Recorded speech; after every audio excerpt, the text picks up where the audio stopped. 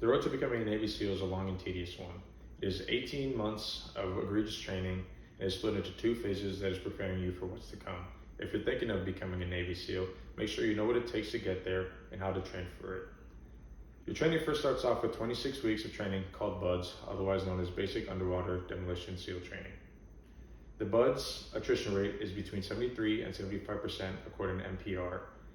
And your class will usually start around with 300 students, and you'll usually end up graduating class with 10 to 30. If you manage to pass BUD/S, you'll then move on to SQT, which is known as SEAL Qualification Training, and that'll be training for the next 12 months. Some say SEAL training is the hardest in the world, and rightfully so. So if you're still on board with wanting to know how to become a Navy SEAL, let me tell you a little bit more about how and what training goes into becoming a Navy SEAL. Before we go into BUD/S, and before we start talking about BUD/S, you have to know that the process starts with your PST.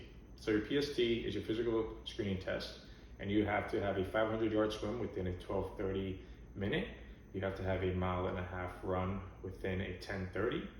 You have 2 minutes for push-ups to get 50 minimum. You have 2 minutes for sit-ups for 50 minimum, and you have 2 minutes to do 10 pull-ups.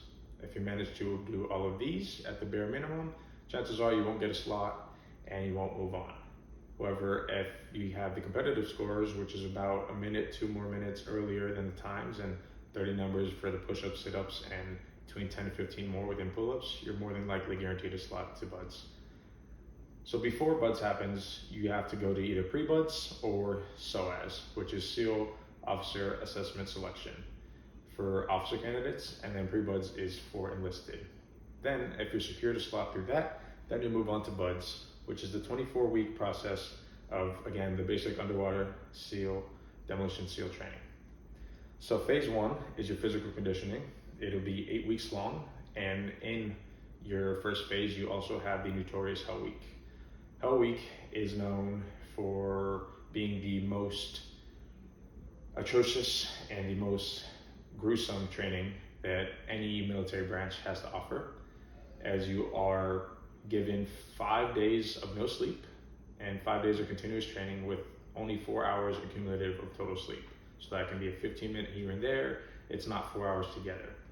And so if you manage to even make it to Hell Week, you've already passed the attrition rate of more than half your class. If you manage to get past Hell Week, you'll then move on to phase 2. And the majority of people who move on to phase 2 do not fall out of BUD/S. So phase 2 is your diving. It is 8 weeks long, and it'll focus on your combat swims and your dives. Then, once you pass that, you'll move on to phase 3, which is your land warfare, which is boots on the ground and learning door-to-door combat, and that is about 9 weeks long. Once you pass land warfare, you'll then move to jump school, which will be another 3 weeks where you earn your wings, and that is where you understand the concept and learn the tool of jumping out of planes as well as helicopters. So once you pass that, upon graduation, you have graduated BUD/S, however, you have not earned your SEAL Trident yet. You'll then move on to SQT, which for the next 12 months will be more egregious training. And so at SQT, not much is known about it, as it is where SEALs know and gain most of their knowledge and tactics. So therefore, for good reason, it is highly classified.